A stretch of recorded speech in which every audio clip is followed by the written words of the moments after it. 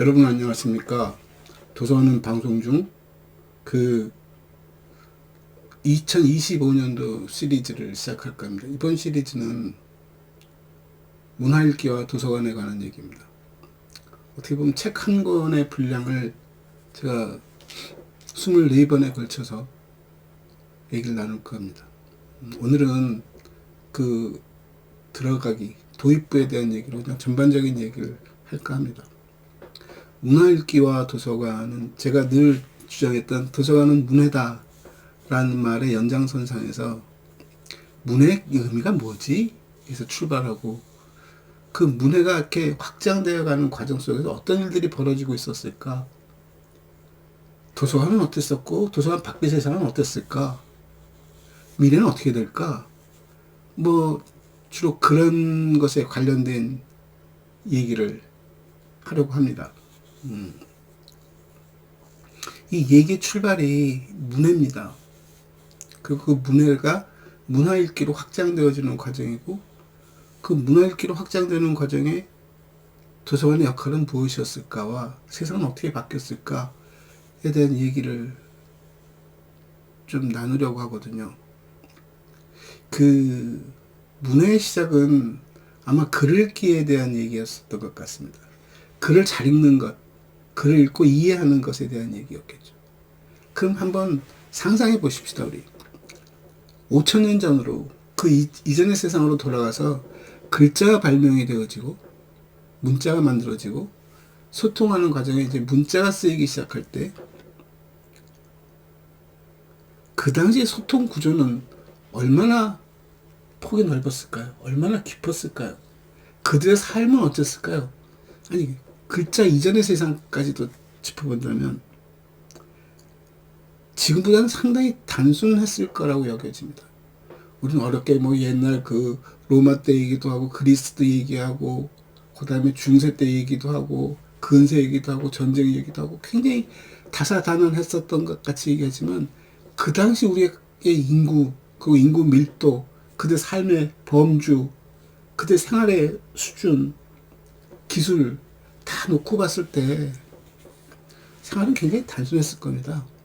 거기에 글자가 발명이 되어지고 글자로 소통을 하면서 한번 상상해 보시죠. 처음에 표현된 글자는 우리가 썼던 말들을 표현하기 시작했을 겁니다. 그래서 이 말보다 글이 확장성이 훨씬 좋아지는 거죠. 왜? 시간과 공간을 초월하는 힘이 있으니까요. 그 시간과 공간을 초월해 가면서 퍼져나갈 때 이제 다른 영향권에 있는, 다른 정치권에 있는, 다른 지리적 조건에 있는, 다른 문화권에 있는 사람들에게도 전달되어집니다. 이게 무슨 말이지? 어떤 사람들, 어떤 동네에서는 색이 굉장히 다양하게 분포된 도시가 있는가 하면 어느 도시는 감정 표시가 참 잘 된 곳도 있고 어느 곳에서는 정치적 수사도 굉장히 발전한 곳도 있을 수 있었을 것입니다. 그들 간에 소통하면서 이제 이 어휘가 주는 힘, 어휘가 주는 어떻게 보면 방해, 가림막을 넘어가기 위해서는 그걸 이해할 수 있는 힘이 필요했겠죠. 그래서 문해의 힘이 굉장히 중요하고 강조하고 교육이 일어나기 시작했을 겁니다. 그러면서 세상은 점점 확장되어지고 심지어는 점점 좁혀지면서 문화권이 폭넓게 키워지겠죠. 그래서 문해의 시작이 글자라고 하긴 하지만 그걸 확장해서 아주 포괄적으로 아주 러프하게 생각해보고 그래, 세상에 우리가 모르는 것들을 만날 때는 그걸 이해하고 그것을 받아들이는데 상당히 많은 시간이 필요해. 제가 예전에 한번 그런 얘기 했었습니다. 저희 작은아버지 젊으셨을 때 카투샤 군에 갔을 때 카투샤로 갔답니다. 그리고는 첫 휴가를 나왔는데 집에 군홧발로 마루를 올라왔다고 해서 그 얘기가 계속 재밌게 전달됩니다만 아마 그 당시 작은아버지가 군에서 배운 그 문화, 신을 신고 돌아다니는 문화가 그대로 영향을 미쳤을 거라고 깨우쳐가는 거죠. 아, 이 사람들이 이렇게 사는구나. 이게 맞구나. 왜? 우리부터 선진국가니까. 그렇게 해서 하나하나 이해하면서 그다음부터는 이게 문화가 다르고 문화가 다르면 행동 양태가 달라질 수 있구나 이런 걸 배웠겠죠. 근데 그 글자의 힘이 책의 힘이 그리고 그것을 통한 소통의 힘이 엄청 컸기 때문에 그 문해란 말이 그 상태를 유지해 가면서 다른 것들은 그냥 묻혔을 텐데 어느 순간 책을 넘어가는 일들이 벌어지기 시작하고 아니 그 새로운 미디어가 생기기 이전서부터 사람들의 이 소통이 엄청 다양해지면서 정치, 문화, 예술, 과학, 사회 안 다루는 영역이 없을 정도로 포괄적이 되고 거기에 사람들이 전부 다 노출되고 매일 듣고 늦게 하는 세상이 되면서 이게 그렇게 단순한 문제만은 아니겠구나.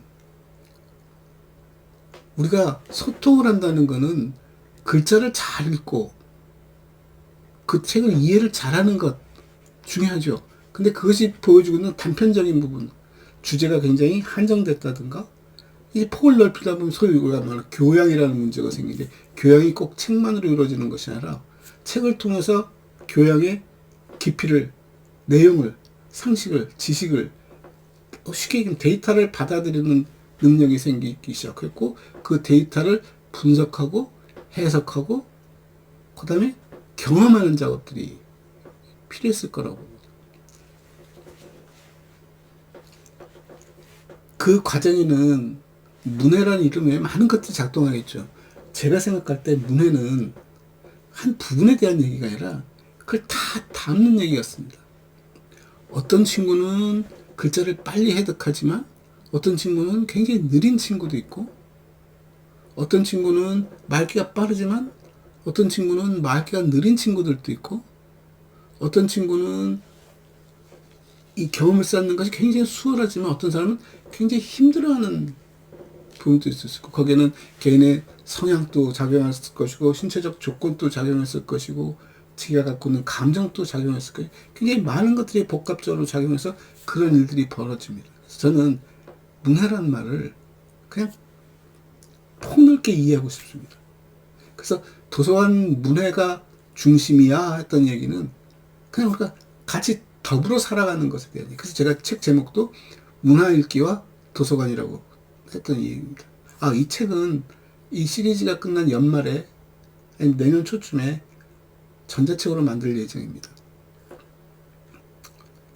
그래서 이런 입장에서 그러면 어떤 것이 어떻게 변해가고 있을까? 그리고 도서관이라는 것이 무소불위처럼 아무데나 막 갖다 붙여서 되는 걸까? 아니면 도서관 나름의 자기 구역은 있지 않을까?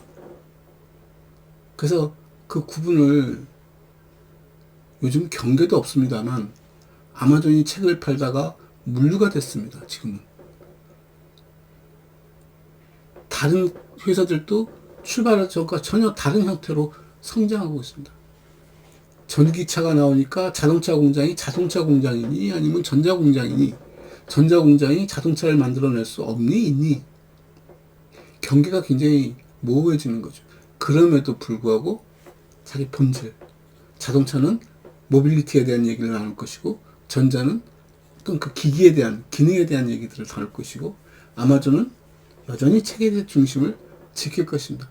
책을 재해석해보면 책이란 게 말이야 이렇게 물리적으로 이렇게 형상을 같이 이것만 말하는 게 아니라 우리 소통의 구조야. 문해, 소위 소통하기 위해서 만든 얼마나 소통을 잘할까? 아마 아마존이 핵심 자기의 쓰임, 주제를 잡는다면 아마 그 소통에다 초점을 맞추지 않았을까라고 생각하고 있습니다. 그래서 제가 오늘 드리고 싶은 얘기 그냥 들어가기니까 전반적으로 우리는 어떻게 살아가고 있을까에 대한 얘기, 우리는 어떻게 살아야지 하는 얘기, 이런 얘기들로 시작해서 그래 우리가 하는 일들은 문해야. 근데 문해가 글자만 해석하는 것이 아니라 서로 문화적으로 소통하고 동질성을 회복하고 다양성을 극복하는 그런 일들이야. 그 중심에 우리가 그런 컨텐츠를 중심으로 한 세상에 살고 있는 거야. 그래서 그 컨텐츠가 뭐지? 하는 얘기를 앞으로 해가면서 컨텐츠라는 개념에서 도서관의 문에는 컨텐츠라는 입장에서, 컨텐츠라는 시각에서 컨텐츠를 중심으로 전개될 수 있지 않을까? 그런 의미에서 제가 문화일기와 도서관이라는 시리즈를 만들었고 오늘 그 첫 출발을 해보았습니다. 감사합니다.